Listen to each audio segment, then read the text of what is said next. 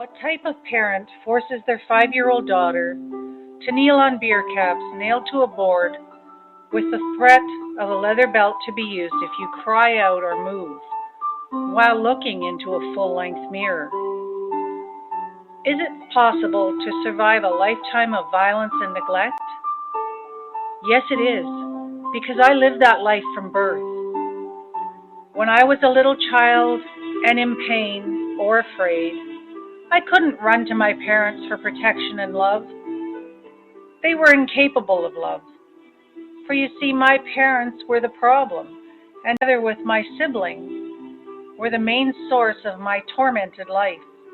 Who could I go to for help? Even my family doctor sexually assaulted me, but my mother insisted I go to him. I began to wonder who in this world would protect me, and the answer I found was no one. After turning to alcohol and prescriptive tranquilizers as a young teen, I found life was too horrible to live, and I attempted suicide. It was then that I became aware of my guardian angel. He saved my life and told me, "You're not finished here yet." Struggling through a long-term marriage of neglect and emotional abandonment, I eventually found the courage to restart my life. I became happy and fulfilled. But 8 months after I remarried, I faced death head-on in a car accident. Once again I heard, "You're not finished here yet."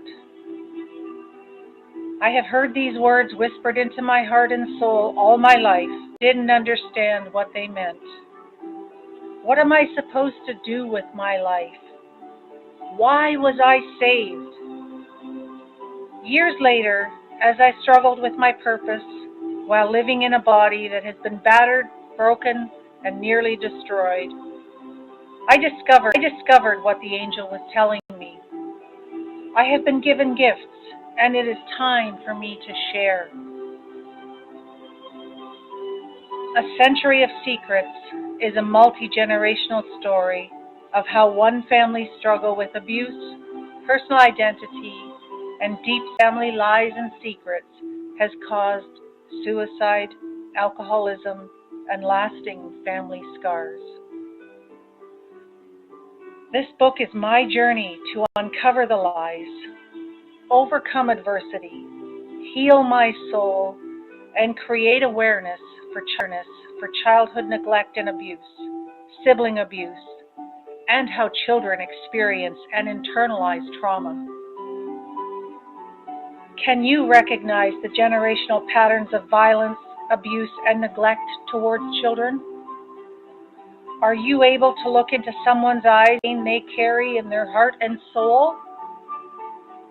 Ask yourself, am I part of the solution or part of the problem?